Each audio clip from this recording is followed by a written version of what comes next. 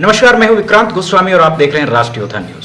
शर्मिष्ठा पनोली 22 साल की एक युवती, पुणे की लॉ स्टूडेंट, जिसका नाम 24 घंटे में पूरे देश में चर्चा में आ गया। उसके पक्ष में, उसके विपक्ष में बहुत सारे कैंपेन चल रहे हैं, बहुत सारे आंदोलन सोशल मीडिया पे चल रहे हैं और कई जगह कई पार्टियों द्वारा भी उनको सीधा समर्थन दिया जा रहा है।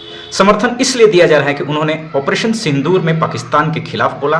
ऑपरेशन सिंदूर में अपनी सेना की प्रशंसा करते हुए उन्होंने अपनी बात सोशल मीडिया पर रखी और उनके विपक्ष में इसलिए कहा जा रहा है, विशेषकर एक समुदाय द्वारा, क्योंकि उन्होंने इस्लाम के बारे में कुछ ऐसी टिप्पणियां की जो नहीं करनी चाहिए थी। इस्लाम के बारे में, किसी धर्म के बारे में टिप्पणी करना ये बिल्कुल गलत है। इस बात को मैं भी मानता हूँ और आपको भी मानना चाहिए। लेकिन जहाँ तक शर्मिष्ठा पनोली की बात है, सभी जगहों से ये पता चला है, ये सूचना में आ रहा है कि उन्होंने जो भी टिप्पणी की थी उसके लिए उन्होंने माफ़ी मांगी, उस वीडियो को डिलीट कर दिया और उस वीडियो को डिलीट करने के बाद कई बार उन्होंने माफ़ी मांगी है। उसके बावजूद उन पर पश्चिम बंगाल में कई एफआईआर किए गए।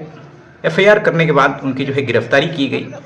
गिरफ्तारी की दूरी अगर आप देखेंगे तो गुरुग्राम से उन्हें गिरफ्तार किया गया, कोलकाता ले जाया गया, जिसकी टोटल दूरी जो है 1474 किलोमीटर है। यानी कि इतना लॉन्ग डिस्टेंस अरेस्ट किया गया है। आज के डेट में अगर आप देखेंगे तो मर्डर के केस में भी, हत्या के केस में भी इतनी दूरी तक पुलिस इतनी तत्परता नहीं दिखाती है। आपको सवाल पूछना चाहिए पुलिस से कि क्यों हत्या के केस में आप इस तरह की कार्रवाई, इस तरह की त्वरित कार्रवाई क्यों नहीं करते हैं। ये जल्दबाजी आपको किसी की हत्या में, किसी की जान जाने में आपको क्यों नहीं दिखती है। दूसरी बात, उन्होंने जो भी टिप्पणी की ये गलत है और ये सभी का मानना है। लेकिन मानते इसको वो हैं जो सनातन को मानते हैं, सनातन को मानने वाले, सर्वधर्म समभाव की भावना रखने वाले, हर धर्म का, हर पंथ का सम्मान करते हैं। जिस तरह हम सनातन को मानते हैं उसी तरह दूसरे पंथों की, दूसरे धर्मों की भी हम इज्जत करते हैं। लेकिन इज्जत का मतलब ये नहीं कि एक पक्ष द्वारा किसी विशेष धर्म को लेकर और लगातार उस पर टिप्पणियां की जाए, उस पर भद्दी गालियां दी जाए, उसकी बेइज्जती की जाए और उसके खिलाफ कोई एक्शन ना हो। जहां बात इस्लाम की आती है, जहां बात इस्लाम से जुड़े तथ्यों की आती है, इस्लाम से जुड़े धार्मिक भावनाओं की आती है, वहां पर कोई एक टिप्पणी किसी को भी खतरे में डाल देती है। सर तन से जुदा के नारे लगने शुरू हो जाते हैं। देश भर में उन पर फतवे जारी हो जाते हैं। ये फतवे इस तरह जारी होते हैं कि लोगों को जान का खतरा हो जाता है और उन्हें छिप कर रहना पड़ता है या फिर पुलिस सुरक्षा में उन्हें बाकी का जीवन व्यतीत करना पड़ता है। क्योंकि आप जानते हैं कि सर तन से जुदा का मतलब क्या होता है। पिछली बार इस तरह की टिप्पणी किसी ने की थी, उन्होंने रेफरेंस दिया था, जिनका नाम नुपुर शर्मा है, बीजेपी की एक कार्यकर्ता थी, अच्छे पद पर थी। उन्होंने एक टिप्पणी की थी जिसके कारण आज भी उन्हें घर से बाहर निकलना मुश्किल है और सुरक्षा में, कड़ी सुरक्षा में वो रह रही हैं आज भी, क्योंकि उनकी जान को खतरा है, ऐसा अंदेशा लगाया जाता है। उसके बाद बड़ा इवेंट कोई अगर हुआ है जिसने इस्लाम के खिलाफ कुछ ऐसी टिप्पणी की है तो वो नाम आता है शर्मिष्ठा पनोली का। और शर्मिष्ठा पनोली पर कार्रवाई हुई है, शर्मिष्ठा पनोली को अरेस्ट कर लिया गया है। इस बीच अगर आप देखें हिंदुओं के बीच, तो नुपुर शर्मा के बाद कई सालों में शर्मिष्ठा पनोली जैसी एक युवती ने हिमाकत की है इस्लाम के खिलाफ बोलने की, ये आप कह सकते हैं, जो कि एक गलत बात है, बिल्कुल गलत है। ऐसा नहीं करना चाहिए। किसी भी धर्म का सम्मान करना जरूरी है, ये हमारी सनातन संस्कृति है। हमारा ये भाव है कि हम सभी धर्मों को, सभी पंथों को, सभी भाषाओं को समाहित करके चलते हैं। लेकिन दूसरी तरफ अगर आप हिंदुओं के खिलाफ टिप्पणियां देखेंगे, कुछ ऐसे नाम हैं, और वो नाम अगर मैं कहता जाऊं, जैसे कि सयानी घोष हैं, जैसे कि टीएमसी की महुआ मोइत्रा हैं, जैसे कि बहुत सारे, साउथ में भी उदयनिधि मारन हैं, स्टालिन हैं, उन्होंने हिंदू को, हिंदू धर्म को, सनातन को डेंगू कहा, एड्स कहा, कई तरह के रोग, बीमारियों का नाम बताया, कई तरह की टिप्पणियां की। यहाँ तक कि सयानी घोष इस हद तक गिर गई कि शिवलिंग पर कंडोम तक चढ़ाकर उसे मोस्ट पिक्चर बनाकर, उसका कार्टून बनाकर सोशल मीडिया पर शेयर किया।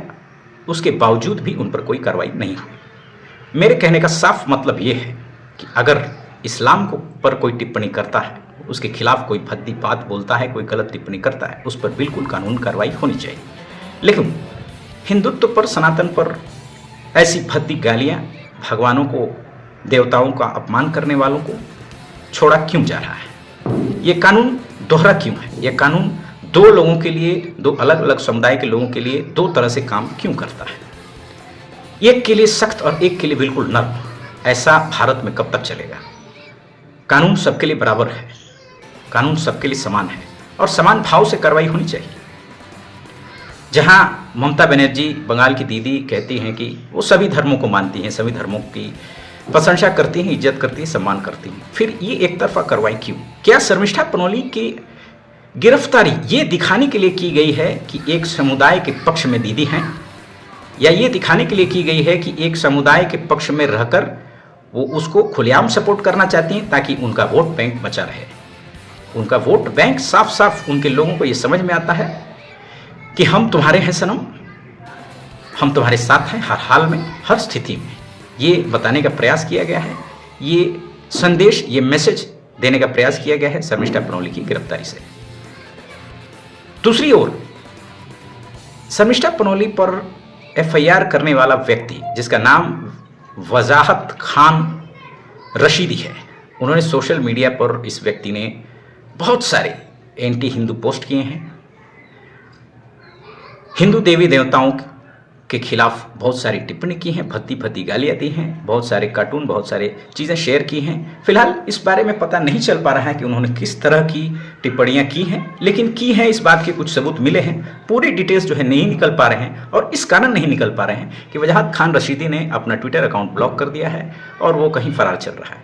ये वही वजाहत खान है जिसने शर्मिष्ठा पनोली पर एफआईआर किया, और अब हाल ही में शर्मिष्ठा पनोली की गिरफ्तारी के बाद ये व्यक्ति बहुत ही खुश नजर आ रहा था। लेकिन जब लोगों को पता चला, जब इसकी खोजबीन की गई और इसके पीछे का व्यक्ति वजाहत खान निकला, उसके बारे में जब रिसर्च किया गया तो पता चला कि ये व्यक्ति तो शर्मिष्ठा पनोली के किसी टिप्पणी करने के पहले से ही हिंदुओं के खिलाफ ये एक मुहिम चलाता रहा है। ये बहुत सारी भद्दी गालियाँ, देवी देवताओं का अपमान शुरू से ही करता रहा है। ये ऐसा नहीं है कि शर्मिष्ठा पनोली ने जब कहा उसके बाद इसने किसी तरह की प्रतिक्रिया दी है, ये पहले से ही चल रहा था। वजाहत खान पहले से ही इस तरह का आदी था, social media post, anti Hindu post करने का।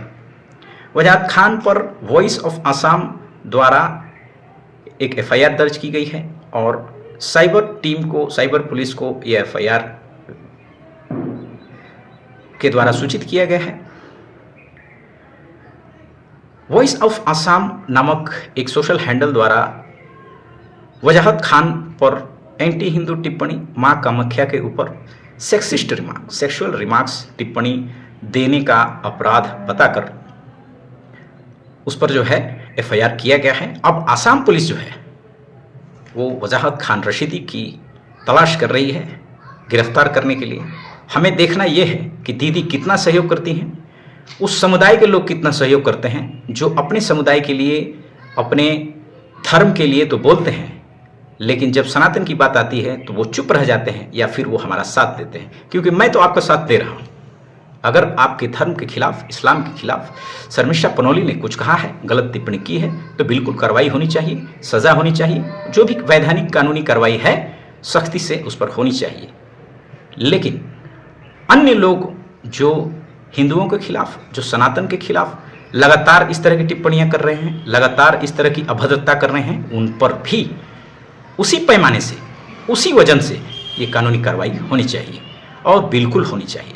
आप एक बात अगर ध्यान दें तो ऐसे कितने नाम हैं, मैं 300 से ज़्यादा नाम मेरे पास लिस्ट है, मैं 300 से ज़्यादा नाम आपको गिना सकता हूँ जिन्होंने हिंदुओं के खिलाफ इस तरह की लगातार टिप्पणियाँ की हैं, हिंदू देवी देवताओं के खिलाफ, शिव के खिलाफ, गणेश के खिलाफ या फिर हनुमान के खिलाफ।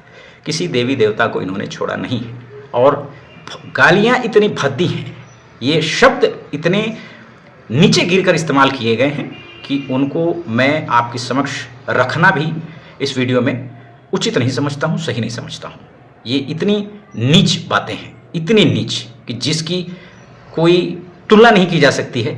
एक व्यक्ति, एक इंसान जो अपने धर्म का अनुसरण करता हो, वो सच्चे सच्चे तरीके से, सच्चे ईमान से जो अपने धर्म का अनुसरण करता हो, वो व्यक्ति इस तरह की टिप्पणी किसी दूसरे धर्म के लिए बिल्कुल नहीं कर सकता। और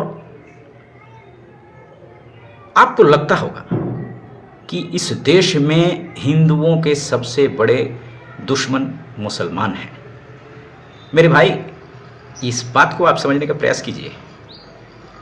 हिंदुओं का दुश्मन इस देश में मुसलमान नहीं है, हिंदुओं के दुश्मन इस देश में हिंदू ही हैं।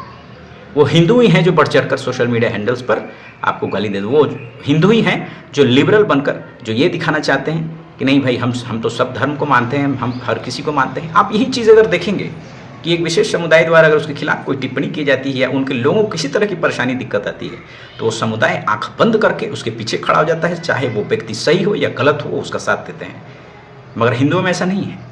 हम साइड लेते हैं, हम जज करते हैं ये सही है या गलत है, और उसके बाद हम उसके साथ खड़े होते हैं। लेकिन बहुत सारे लोग ऐसे भी हैं जो अपने आप को लिबरल कहते हैं और एक पक्ष का सपोर्ट लेने के लिए, चाहे वो उनका उद्देश्य उसके पीछे राजनीतिक हो, उस कोई पर्सनल स्वार्थ हो, उसके पीछे पैसे का मामला हो, घूसखोरी हो, कोई प्रोजेक्ट हो, किसी तरह की भी उनकी जो जीवन लाइफस्टाइल, हाई लाइफस्टाइल जीने की प्लानिंग हो, जिससे वो उस रास्ते से पैसे कमा कर, या फिर किसी टूल किट के, अगर क्लियर भाषा में मैं कहूँ तो किसी टूल किट के हिस्से अगर वो हैं, पार्टिसिपेंट अगर वो हैं, और इस तरह की पैसे पर अगर वो सोशल मीडिया हैंडल्स पे किसी तरह की पोस्ट कर रहे हैं, एंटी हिंदू पोस्ट कर रहे हैं, तो फिर उसके बारे में कुछ कहा नहीं जा सकता। लेकिन लगातार इस तरह की टिप्पणियां होना बेहद शर्मनाक है। ये रुकना चाहिए, ये बंद होना चाहिए। और जैसा कि मैंने आपको बताया कि नुपुर शर्मा के बाद शर्मिष्ठा पनोली का नाम इतनी तेज़ी से आगे बढ़ा है, आगे चलकर आया है, जिन्होंने इस्लाम के खिलाफ बोलने की हिम्मत की है।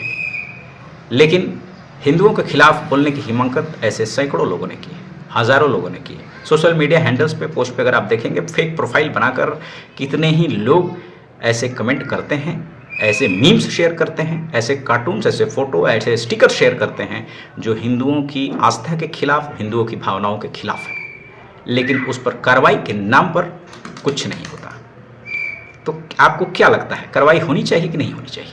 क्या कानून सिर्फ एक पक्ष के लिए सही खड़ा होना चाहिए? कानून दोनों के लिए काम नहीं करना चाहिए? आपका कानून क्या इसलिए बना है कि एक समुदाय विशेष को आप ध्यान दें, आप उनके लिए न्याय करें, और दूसरे के लिए कानून क्या है?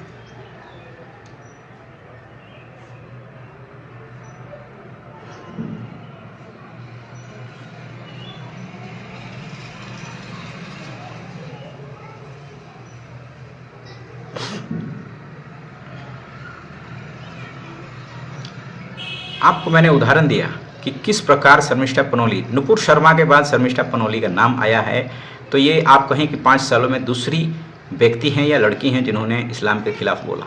अगर एक एंटी इस्लामिक टिप्पणी पर किसी को इतनी दिक्कत होती है और उसके खिलाफ कानूनी कार्रवाई की जाती है, FIR किया जाता है, तो आप समझें कि यूपी और असम जैसे राज्यों में जहां राष्ट्रवादी हिंदूवादी सरकारें हैं, भाजपा की सरकार है, अगर बदला लेने की भावना से ये कार्रवाई की जाए, उसी कानून के तर्ज पर कार्रवाई की जाए कि नहीं भाई, जो एंटी हिंदू पोस्ट कर रहे हैं उनके ऊपर कार्रवाई करनी है, तो एक शर्मिष्ठा पनोली के बदले सैकड़ों या फिर हो सकता है हजारों लोग गिरफ्तार होंगे।